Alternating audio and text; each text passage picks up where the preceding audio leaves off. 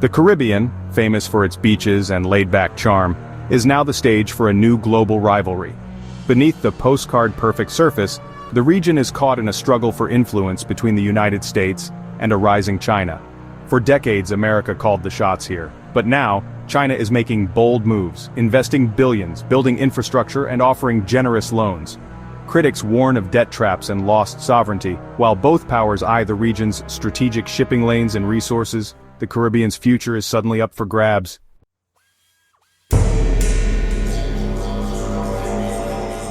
China's rapid rise in the Caribbean has Washington on edge. U.S. officials worry Chinese investments could double as military assets, threatening America's backyard. Caribbean nations, meanwhile, must weigh China's economic promises against the risks to their independence. The region is now a battleground for influence, with local leaders caught in the crossfire.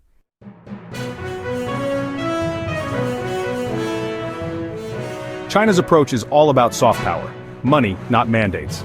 Through the Belt and Road Initiative, Beijing is reshaping the Caribbean with ports, highways and power plants, often on easy credit. Caribbean leaders welcome the cash, but some fear a Sri Lanka-style debt trap where default means ceding control. China's generosity comes with strings, and the region is starting to notice.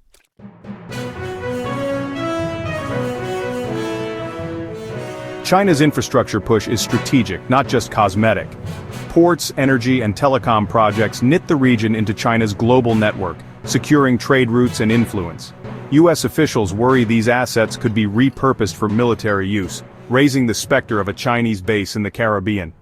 The competition is about more than economics. It's about control. The stakes have never been higher.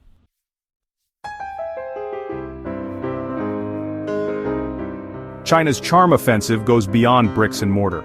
Scholarships, cultural centers, and language institutes are winning hearts across the Caribbean, especially where U.S. engagement has lagged. For many, China feels like a partner, not a patron. But as Beijing's influence grows, Washington fears being sidelined in its own backyard. The soft power race is on.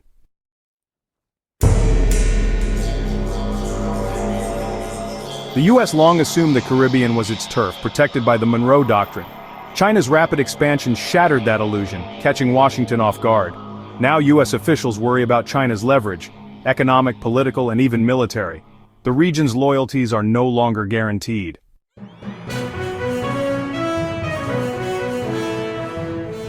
America is fighting to reclaim its influence. High-level visits, new trade deals, and security partnerships are all part of the push. The U.S. is offering alternatives to Chinese investment, emphasizing shared democratic values. Military cooperation is ramping up, with joint patrols and training. The message: America isn't leaving the Caribbean to China.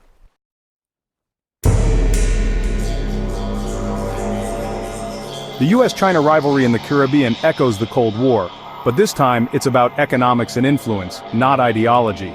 Caribbean nations aren't just pawns. They're playing both sides to get the best deal. China's deep pockets give it an edge, but America's military and cultural ties still matter. The outcome is uncertain. The region's future hangs in the balance.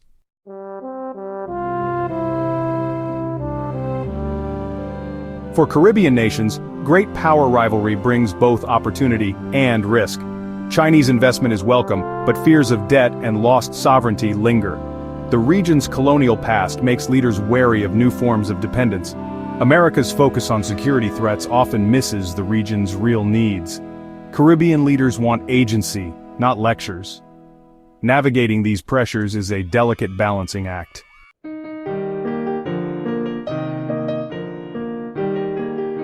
Caribbean leaders are playing a smart game, taking what they can from both China and the U.S. while guarding their interests. Chinese investment fills infrastructure gaps, but leaders demand transparency and local benefits. New trade and cultural ties are boosting economies, but concerns about debt and foreign labor persist. Caribbean governments are pushing for better deals and more say in their partnerships. Pragmatism, not blind allegiance, is the new rule.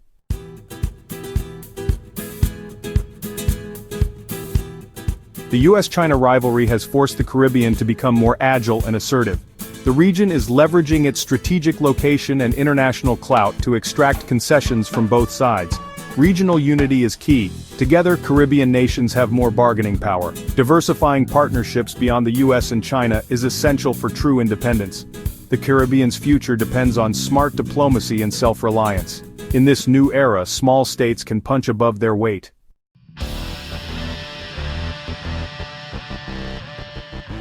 Caribbean nations are, well, caught in a delicate balancing act, trying to reap the benefits of both Chinese investment and U.S. partnership without becoming overly reliant on either power. This requires a nuanced approach, carefully calibrating their engagement with both countries to avoid becoming collateral damage in a larger geopolitical struggle. One strategy that Caribbean leaders use is to leverage Chinese interest to extract concessions from the United States. By highlighting China's willingness to invest in infrastructure, provide development assistance, and engage in trade, Caribbean governments can, put some pressure on Washington to step up its own engagement and offer more favorable terms. This tactic has actually yielded some successes, with the U.S. increasing its diplomatic presence in the region, boosting economic assistance, and reviving security partnerships. However, this balancing act is becoming more and more difficult as U.S.-China relations deteriorate. Washington is growing increasingly impatient with what it sees as Caribbean flirtation with Beijing, warning of the risks of Chinese debt-trap diplomacy and the erosion of democratic values. This pressure campaign honestly puts Caribbean leaders in a bind, forcing them to choose sides or risk alienating a powerful neighbor. Caribbean nations are also wary of becoming overly reliant on China. While Chinese investment is certainly welcomed, concerns remain about debt sustainability, transparency, and the potential for Chinese companies to prioritize their own interests over those of their host countries. Caribbean governments are more and more pushing back against opaque deals, demanding greater transparency, local content requirements, and technology transfer as part of any agreements with Beijing.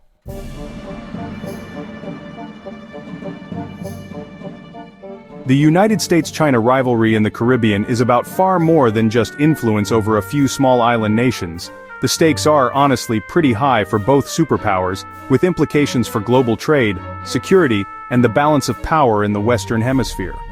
For China, the Caribbean represents a strategic opportunity to expand its global footprint, secure access to vital resources, and challenge United States dominance right in its own backyard.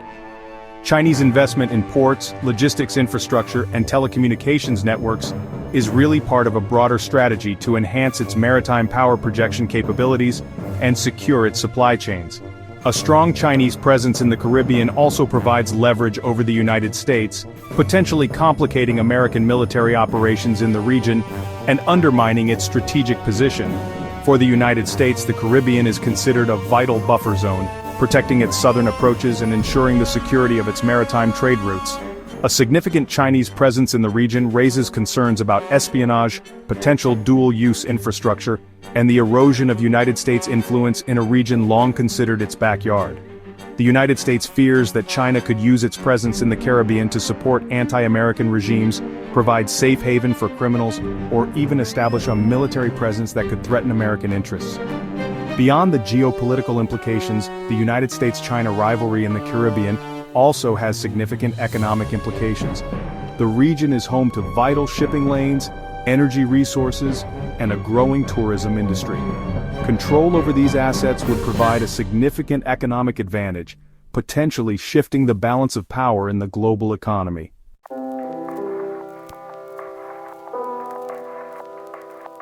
The future of the Caribbean really hangs in the balance as the United States-China rivalry intensifies. The region faces a stark choice: align with one of the two superpowers, risking becoming entangled in their rivalry, or chart a more independent course, navigating the choppy waters of great power competition while preserving their sovereignty and pursuing their own development goals. The first path, aligning with either the United States or China, offers the allure of security guarantees, economic benefits, and a powerful patron on the world stage. However, this approach carries the risk of becoming overly dependent on one power, sacrificing autonomy, and becoming a pawn in a larger geopolitical game. It also risks alienating the other power, leading to economic sanctions, diplomatic isolation, or even military intervention. The second path, charting an independent course, offers the promise of greater autonomy, the ability to play one power off against the other, and the opportunity to build a more equitable and sustainable development model. However, this path is fraught with challenges. requiring deft diplomacy, a united front among Caribbean nations, and the willingness to stand up to pressure from both superpowers. The Caribbean has a long and proud history of resilience, overcoming colonialism, slavery, and economic exploitation. The current geopolitical challenges, while daunting, also present an opportunity for the region to assert its agency, leverage its strategic position, and build a more prosperous and equitable future for its people. The choices made by Caribbean leaders in the coming years will determine not only the fate of their own nations, but also the future shape of the global order.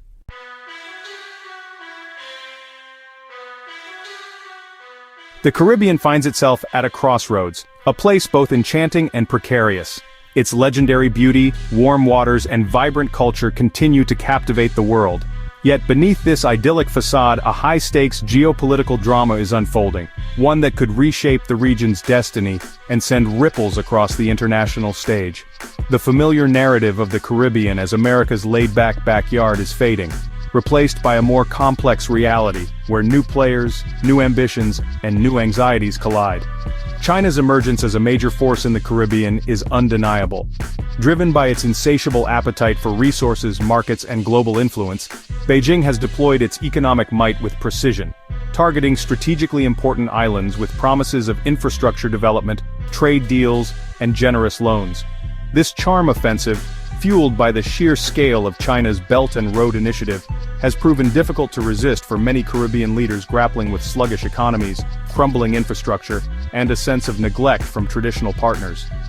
The United States, long accustomed to viewing the Caribbean as its own sphere of influence, has been jolted awake by China's assertive posture. The specter of a Chinese-built deep-water port just a stone's throw from Florida, or a 5G network with the potential for data harvesting, is enough to trigger alarm bells in Washington's corridors of power. The United States' response, while initially slow and somewhat dismissive, has gained urgency, with a renewed emphasis on security cooperation, diplomatic outreach, and counteroffers of economic assistance. However, this contest for influence is not simply a zero-sum game between two global titans. Caribbean nations, far from being passive bystanders, are increasingly adept at navigating this complex geopolitical chessboard. They are leveraging their strategic importance, their cultural capital, and their growing economic potential to extract concessions from both sides, playing one power off against the other in a bid to secure the best possible deal for their people.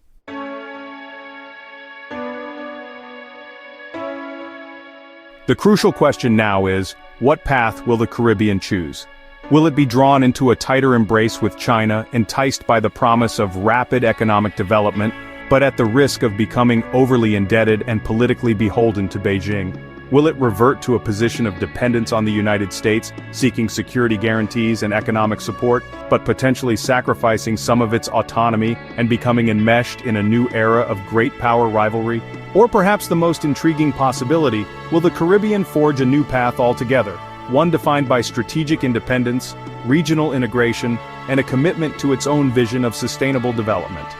This path, while fraught with challenges, holds the greatest promise for preserving Caribbean sovereignty, amplifying the region's voice on the global stage, and creating a future where the Caribbean Sea is not a battleground for rival powers, but a bridge connecting diverse cultures and fostering shared prosperity.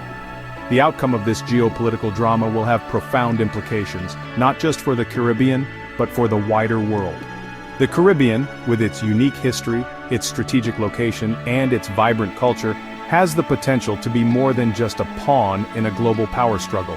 It can be a beacon of resilience, a model for small states navigating a multipolar world, and a testament to the enduring power of hope and self-determination. The choices made by Caribbean leaders in the years to come will determine not just the fate of their own nations, but also the future shape of the global order. The world is watching, and the Caribbean once again finds itself at the center of it all. And hey, don't forget to like, subscribe, and share this video to spread awareness on how global power plays are reshaping our world.